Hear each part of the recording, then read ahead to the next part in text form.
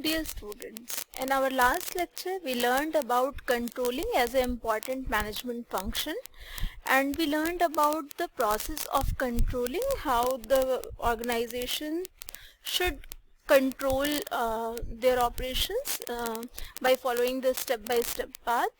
In our today's lecture we are going to talk about techniques of controlling. Actually, the techniques of controlling have been classified into two broad categories. One is traditional techniques, another is the modern techniques.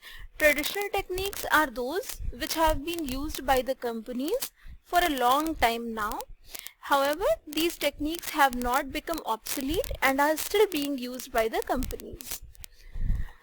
The modern techniques of controlling are those techniques which are of recent origin and are comparatively new in management literature. These techniques provide a refreshingly new thinking on the ways in which various aspects of an organization can be controlled. So these techniques include, under traditional approach or traditional technique, there are number of techniques which are used. Like first one is the personal observation. Now personal observation is the most traditional method of controlling. Personal observation enables the manager to collect first-hand information. It also creates a psychological pressure on the employees to perform well, as they are aware that they are being observed by personally on their job. They are being observed by their superiors personally on their job. However, it is a very time-consuming exercise and cannot effectively be used in all kinds of jobs. The second technique under this approach is the statistical reports. Now, statistical analysis in the form of averages, percentages, ratios, correlation, etc. This analysis present useful information to the managers regarding performance of the organization in various areas. Such information, when presented in the form of chart, graph, tables, etc., it enables the managers to read them more easily and allow them to have a better comparison and a simple comparison, and the managers can make the decisions easily. The third technique under this approach is the break-even analysis. Break-even, as you must be knowing, that break-even is a point where there is no profit and no loss. It is a situation of no profit and no loss. Break-even analysis is a technique used by managers to study the relationship between cost, volume, and profits. It determines the probable profit and losses at different levels of activity. The sales volume at which there is no profit, no loss, is known as break-even point. It is a useful technique for the managers as it helps them in estimating profit at different levels of activities. The next approach or next technique under traditional approach is the budgetary control. Now, budgetary control is a technique of managerial control in which all operations are planned in advance in the form of budgets, and actual results are compared with budgetary standards. This comparison reveals the necessary action to be taken so that organizational objectives are accomplished. We can say that a budget is a quantitative statement for a definite future period of time for the purpose of obtaining a given objective. So it is also a statement which reflects the policy of that particular period. It will contain figures of forecast both in terms of time and quantities. There are many types of budgets like sales budget, overhead budget, then a capital budget, advertising budget, etc. Moving towards the modern approach of managerial control, as we have discussed that it is the technique of controlling are those which are of recent origin and are comparatively new in management literature. The first technique under this comes return on investment.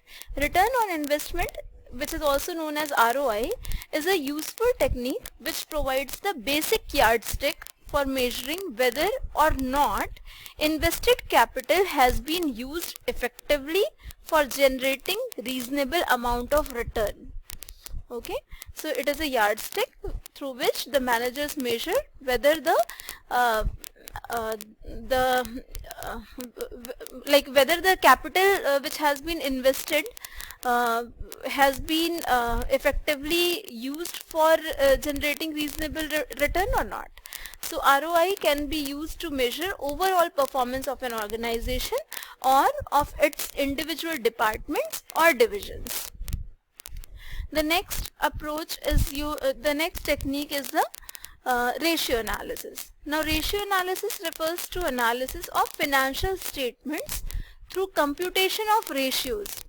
So the most commonly used ratios in any organization are liquidity ratio, solvency ratio, profitability ratio and turnover ratio.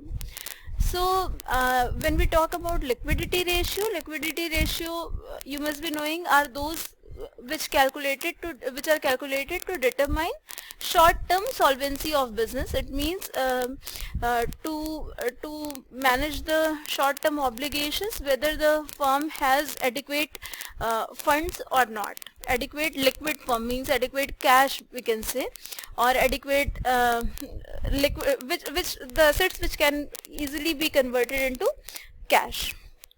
The second one is your solvency ratio. These are the ratios which are calculated to determine the long-term solvency of business. These are known as solvency ratio. These ratios determine the ability of a business to service its indebtedness.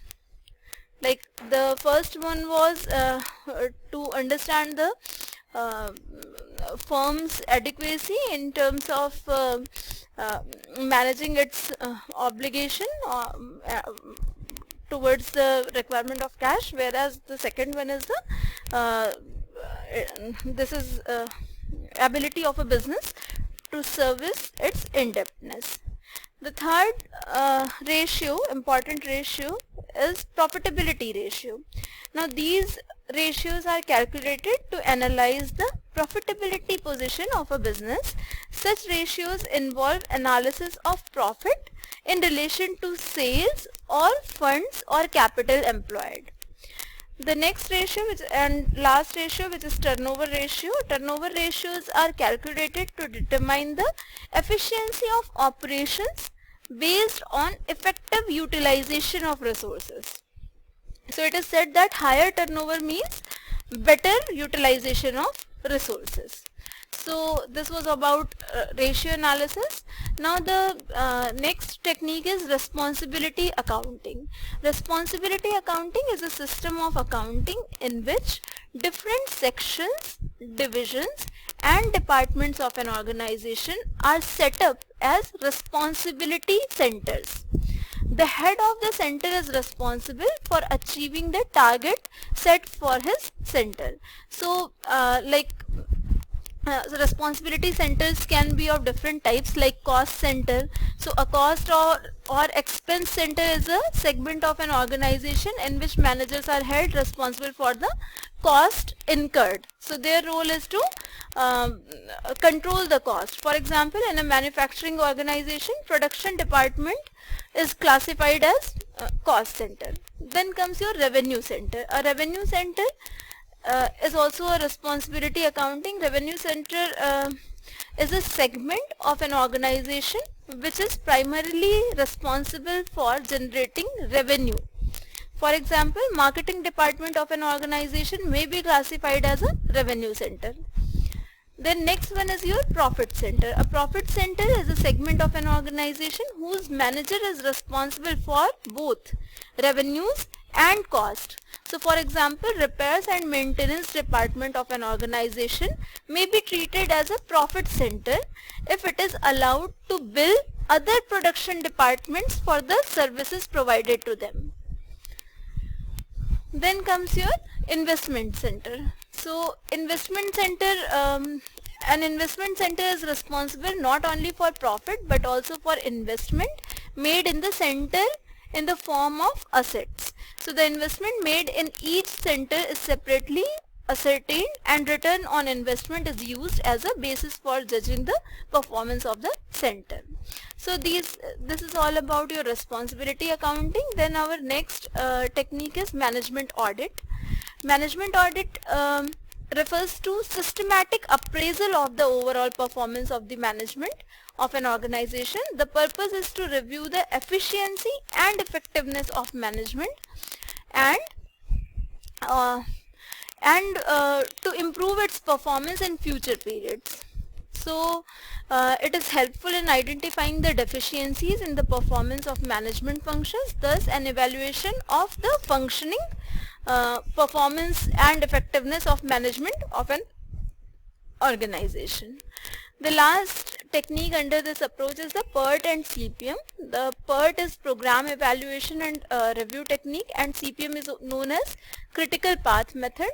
They are important network techniques useful in planning and controlling. These techniques are especially useful for planning, scheduling and implementing time-bound projects involving performance of a variety of complex, diverse and interrelated activities. So these techniques deals with the time scheduling and resource allocation for these activities and aims at effective execution of projects within given time schedule and structure of cost. So this was all about different techniques used in the controlling process, and with this your unit number 5 is finished, and in our next class we will be starting unit number 6. Thank you so much.